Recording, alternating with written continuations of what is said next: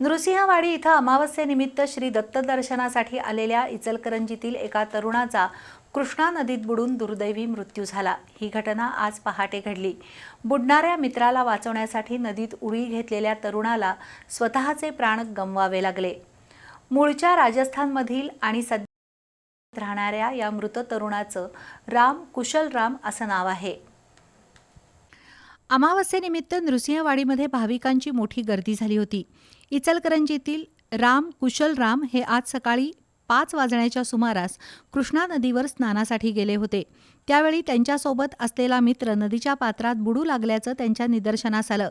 त्याचा जीव वाचवण्यासाठी राम कुशल राम यांनी तात्काळ नदीमध्ये उडी घेतली। त्यांनी प्रसंगावधान राखत सहकार्याला सुरक्षित बाहेर काढण्यात यश मिळवलं, मात्र नदीच्या पाण्याचा अंदाज आला नसल्यानं आणि खोल पाण्यात गेल्यानं ते स्वतःच पाण्यामध्ये बुडाले।